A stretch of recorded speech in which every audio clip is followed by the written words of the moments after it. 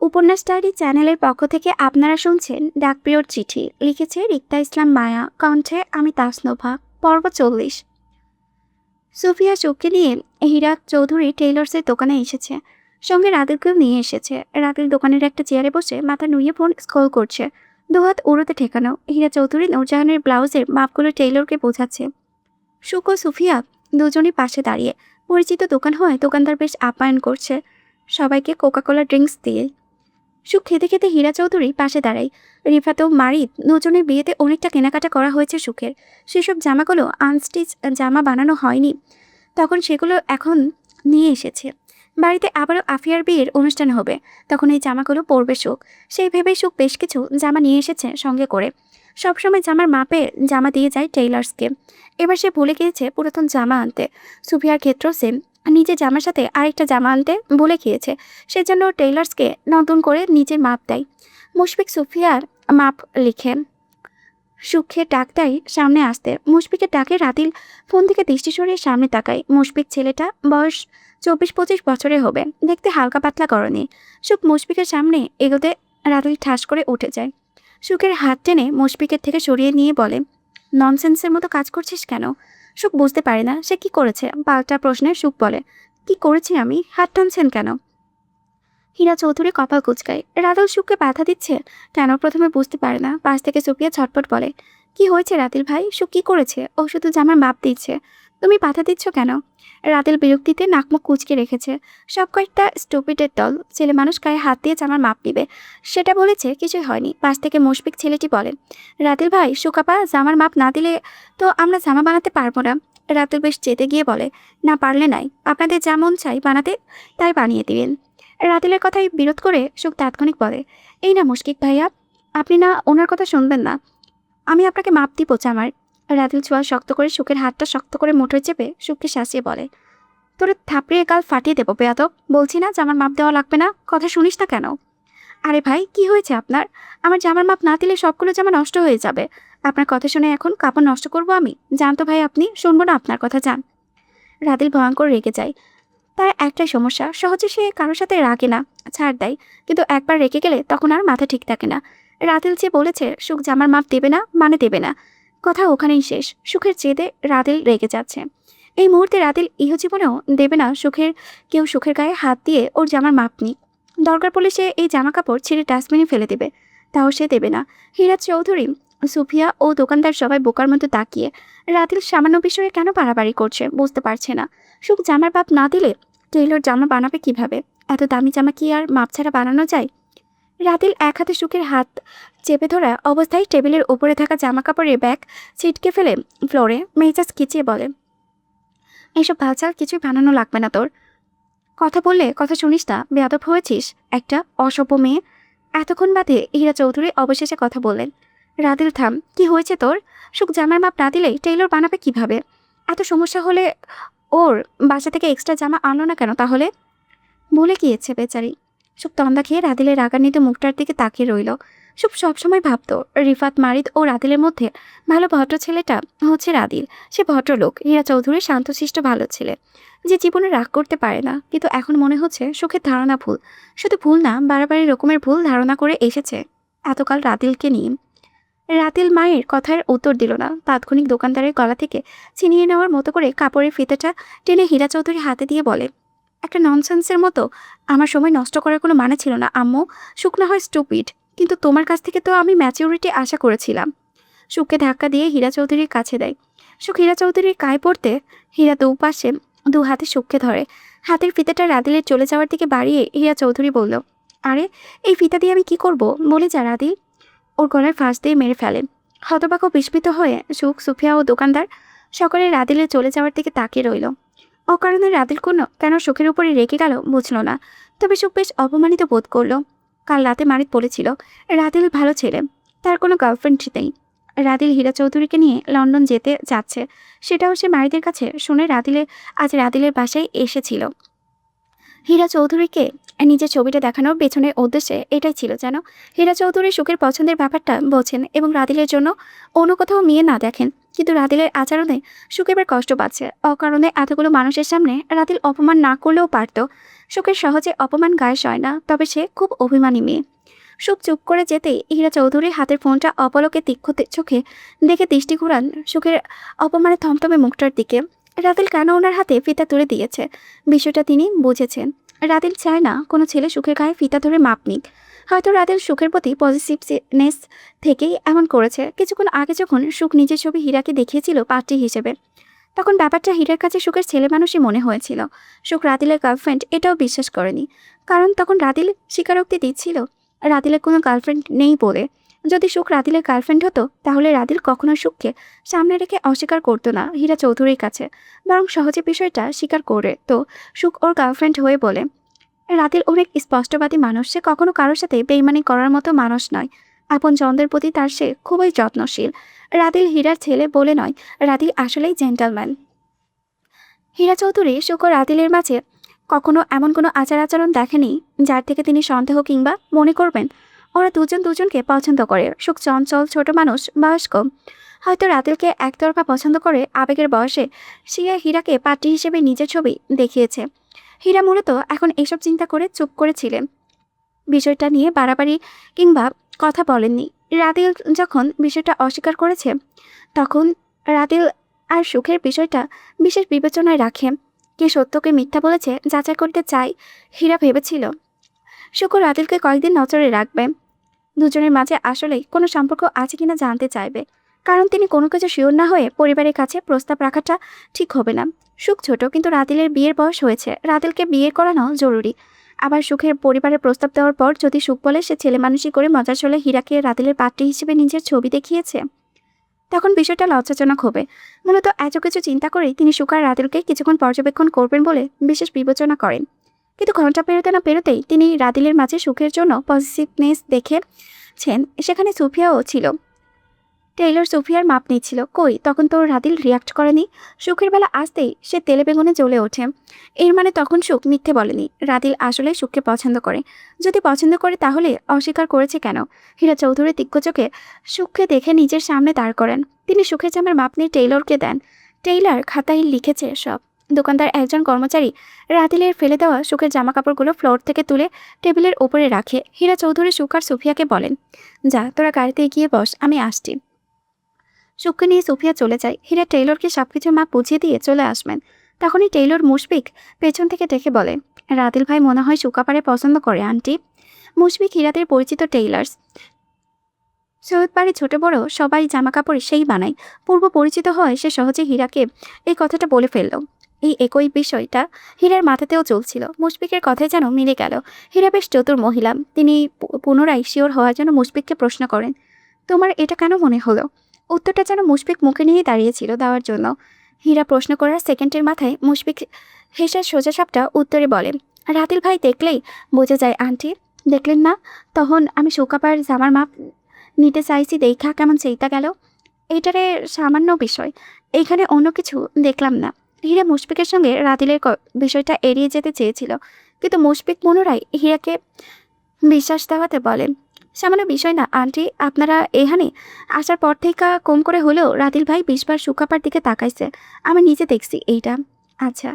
হীরা বিষয়টা এড়াতে চেয়ে গভীর মুখে মুশফিককে ছোট করে উত্তর দিয়ে বেরিয়ে আসেন। রাদিল ড্রাইভিং সিটে বসেছে, সুফিয়া ও সুখ পেছনের সিটে। হীরা রাদিলের পাশের সিটে বসতেই রাদিল গাড়ি টানে। গাড়ি চলছে। হঠাৎ হীরার ফোনে কল আসায় তিনি ব্যাগ থেকে ফোনটা নিয়ে রিসিভ করে লাউড স্পিকারে রাখেন ইচ্ছাকৃতভাবে। হীরা চৌধুরী ব্যাগে কিছু খুঁজছিলেন, সেজন্যই তিনি ফোনটা কানে নিয়ে কথা বলতে পারছেন না বলে ফোনটা লাউড স্পিকারে গাড়ির ড্যাশবোর্ডের উপরে রেখেছেন। তিনি এমনটাই বুঝিয়েছেন সুখ, রাদিল ও সুফিয়াকে। আসলে বিষয়টা ভিন্ন। হীরা চৌধুরী চান সুখ ও রাদিল দুজনেই ওনার কথোপকথনগুলো শুনুক। হীরা ফোনটা রিসিভ করতে ওপাশ থেকে গমগমে আওয়াজে একজন পুরুষ সালাম দেয়। আসসালামু আলাইকুম আপা, আমি রশিদ ঘটক বলছিলাম। ওয়ালাইকুম সালাম, জি বলুন, শুনছি আমি। আপা, আপনার পোলার ছবি ও বায়োডাটা মাইয়ার পরিবারে পাঠাইছিলাম। হেরা আপনার পোলা দেখা মেলা পছন্দ করছে। আপনারা আগামী শুক্রবারে আইবেন কিনা জানাবার চাইছে। তাদেরও কি কমো আপা? হীরা চৌধুরী মনোযোগ দিয়ে ব্যাগের কাগজপত্র হাত টানানোর দিকে। রশিদ ঘটকের কথায় যেন তিনি তেমন মনোযোগী নয়, অথচ পাশ থেকে সুখ, রাদিল ও সুফিয়া তিনজনেই হীরা চৌধুরী ও রশিদ ঘটকের কথা শুনছে। হীরা জবাবে বলে, জি আসবো বলে দেন, প্যাট্রিকে আমারও পছন্দ হয়েছে। তাহলে আলহামদুলিল্লাহ আপা, এখন একবার সামনাসামনি পোলা মাইয়া বইয়া হেগড়ে নিজেদের পছন্দ হইলে কথা ফাইনাল করুম। আপা আপনার পোলা আইব না লগে? জি আসবে, আমরা সপরিবারে মেয়ে দেখতে আসবো। আচ্ছা আপা, তাইলে আমি হেগড়ে জানাই দেই আপনা করে কথা। আপনাকেও যদি কোনো চাওয়া পাওয়া থাকে তাইলে আমারে জানাই না আপা। হীরা চৌধুরী আর চোখে একবার রাতিলের দিকে তাকান। রাতিল গাড়ির স্টিয়ারিং ঘোরাচ্ছে। তিনি ভেবেছিলেন ঘটককে বলবেন ওনাদের কোনো চাওয়া পাওয়া নেই, কিন্তু হীরা রাতিলকে বাজিয়ে দেখতে চান রাতিল আসলে সুখকে পছন্দ করে কিনা। স্বাভাবিকভাবেই রাতিল যদি সুখকে পছন্দ করে তাহলে এই বিয়েতে অমত করবে বলে হীরা চৌধুরী মত দিয়ে বলেন, ঠিক আছে, আমি আমার ছেলের সঙ্গে কথা বলে আপনাকে জানাচ্ছি। কল কেটে যায়। হীরা চৌধুরী ব্যাগ থেকে অপ্রয়োজনীয় একটা কাগজ বের করে সেটা দেখার ভান করে রাদিলকে বলে, তোর কোনো চাওয়া পাওয়া আছে রাদিল? হীরা চৌধুরী কথা শেষ করার আগে রাদিল সম্মতি দিয়ে বলে, আমার কোনো চাওয়া পাওয়া নেই আম্মু, তুমি ওদেরকে বলো আমি শুধু মেয়ে বিয়ে করে আনবো। হীরা চৌধুরী দৃষ্টি ঘুরে গেল রাদিলের দিকে। ওনার মুখখানা গম্ভীর কিন্তু দৃষ্টি তীক্ষ্ণ। রাদিল যদি সুখকে নিয়ে পজিটিভ হয় তাহলে এই মুহূর্তে রাদিলের এই বিয়ের প্রস্তাবটা ফিরিয়ে দেওয়ার কথা।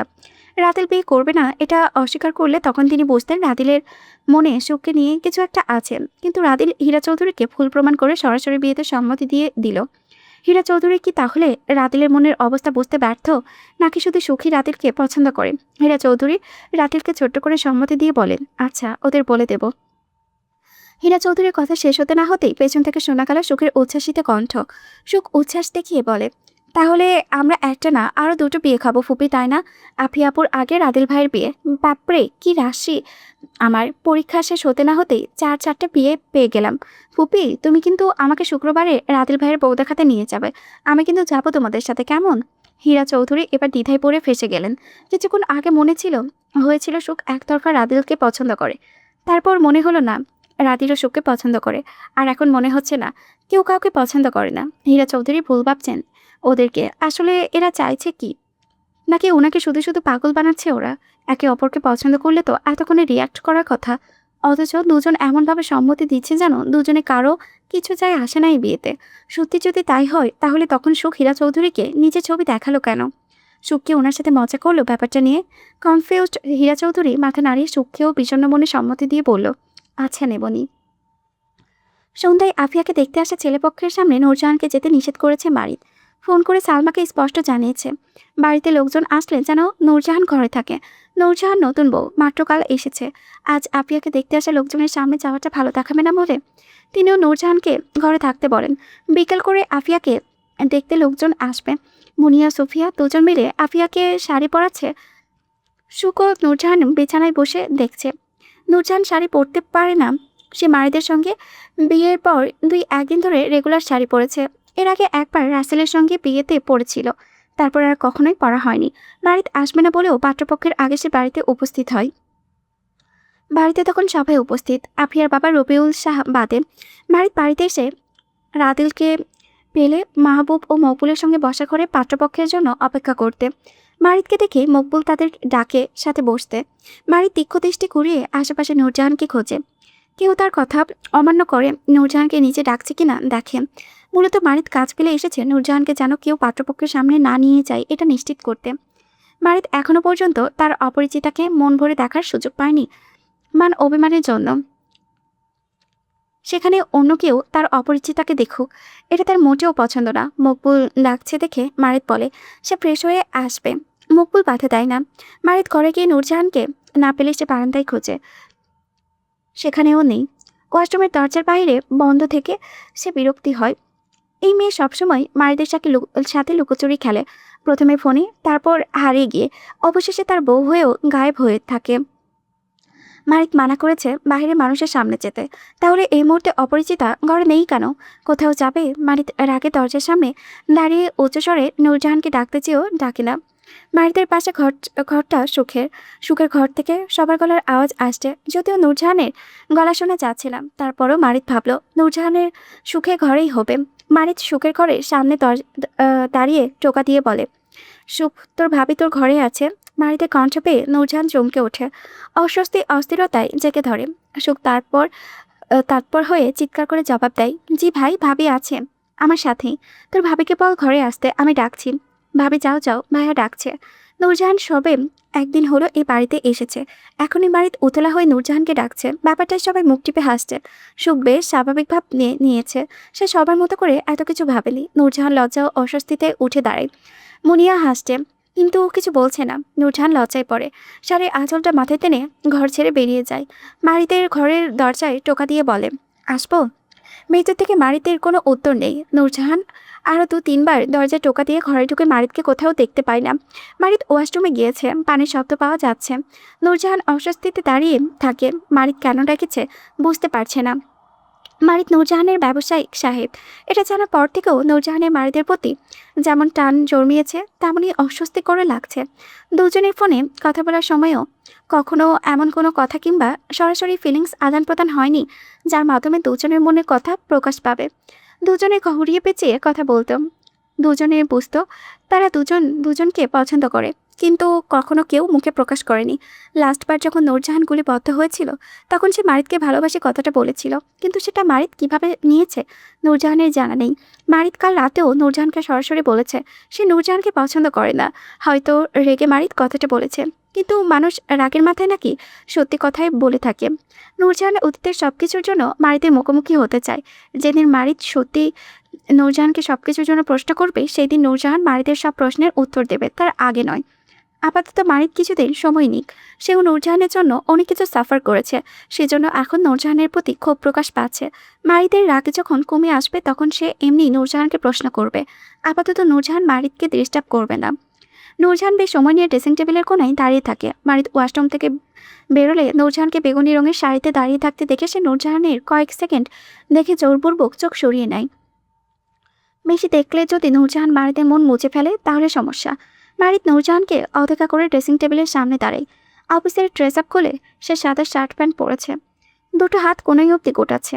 অথচ নূরজাহানের যে পাশে দাঁড়িয়ে আছে সে কিছুই বলছে না। অবশেষে নীরবতা ভেঙে নূরজাহান জড়তায় বলে, আপনি ডেকেছেন? না।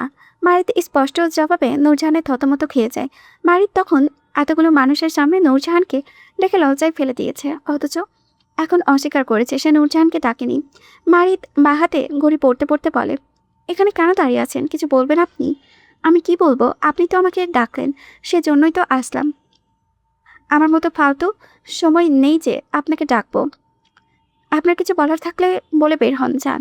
মারিত নিজেও জানে না সে কেন নূরজাহানকে তখন ডেকেছিল।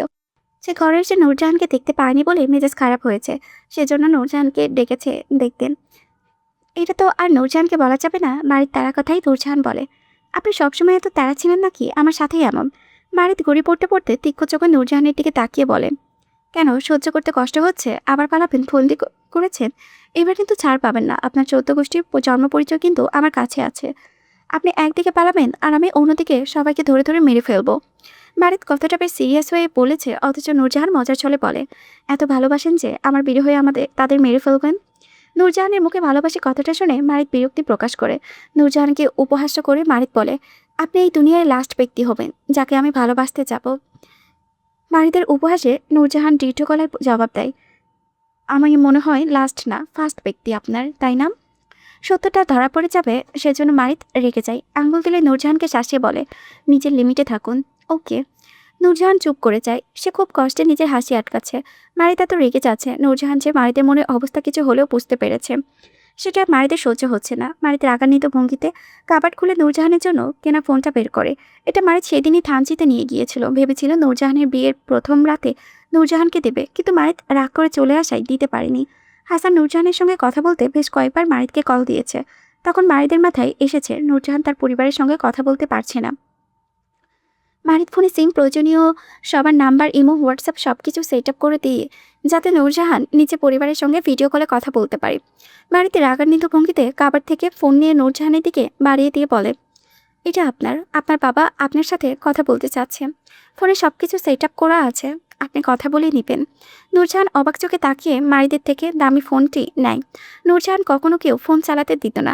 নূরজাহান যখন পালিয়ে বেড়াচ্ছিল এক জেলা থেকে অন্য জেলায়, তখনও নূরজাহানের ফোন চালাতে পারতো না।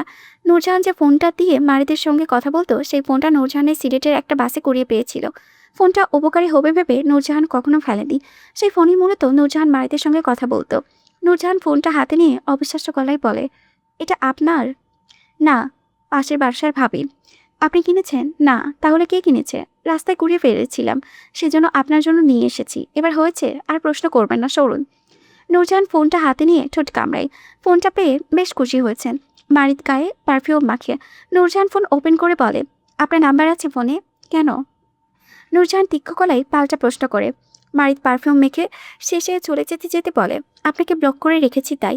ও আচ্ছা, তাহলে আমিও ব্লক করে দিচ্ছি, দাঁড়ান। নূরজাহান ফোনে মারিতের নাম্বার খুঁজে এমন ভাব করে মারিত দরজার কাছে গিয়েও ফিরে আসে।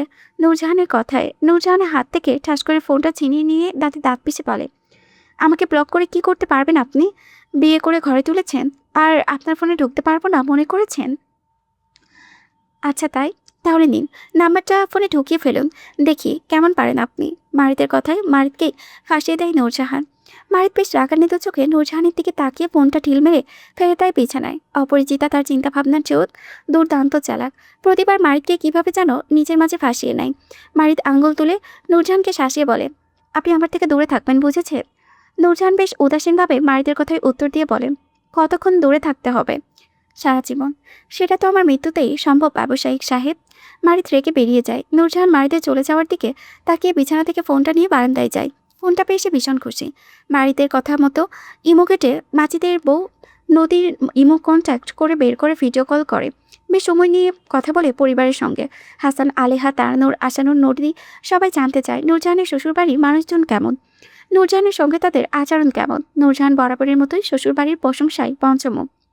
তারপর দিনগুলো যাচ্ছে সবার মান অভিমানে, কারো সম্পর্কে কোনো উন্নতি নেই। এই তো সেদিন মুনিয়া, সুখ, সুফিয়া, আফিয়ার সঙ্গে নূরজাহানও মার্কেটে নিয়ে যায়। রাতল বাড়িতে 5 মেয়ে বাড়ির গাড়িতে করে যায় ড্রাইভারকে নিয়ে। দুপুরবেলায় ওয়াক্ত মারিতকে জানানো হয়নি নূরজাহানকে নিয়ে বেরিয়েছে তারা। যেখানে সালমা পারমিশন দিয়েছে সেখানে মারিতকে কেউ জানাতে চায়নি। নূরজাহান নিজেও বলেনি, যেহেতু মারিত নূরজাহানকে কল দেয় না, তাই নূরজাহানও বলে যায়নি। নূরজাহানের ফোনটা বাড়িতেই রেখে যায়। দুপুর করিয়ে বিকেল হয়, সবার কেনাকাটায়। এর মাঝে হঠাৎ সুখের নজরে আসে নূরজাহান মিসিং। মুনিয়া, সুফিয়া, আফিয়া, সুখ সবাই আছে, কিন্তু নূরজাহান কোথাও নেই। অপরিচিত শহরে নূরজাহান কোথায় যাবে ভেবে সবাই অস্থির ও উত্তেজিত হয়ে পড়ে। চারিপাশে পাগলের মতো নূরজাহানকে না পেয়ে সুখ ভয়ে কান্নাকাটি করে ফোন দেয় মারিতকে। মারিত তখন কনস্ট্রাকশন সেক্টরে খোলা লিফটে দাঁড়িয়ে ইঞ্জিনিয়ারের মাপ দেখছে। হঠাৎ সুখের ফোনে আশায় ফোন কেটে দেয় প্রথমে। দ্বিতীয়বার কল রিসিভ করতেই সুখ হাউমাউ করে কান্না করে বলে, ভাই ভাবিকে আমরা কোথাও খুঁজে পাচ্ছি না। সবখানে খুঁজেছি, কিন্তু ভাবি কোথাও নেই। 2 ঘন্টা ধরে ভাবি মিসিং। আমরা ধানমন্ডি শপিং মলের বাইরে দাঁড়িয়ে আছি। ভাই প্লিজ কিছু করো, ভাবি বিপদে আছে।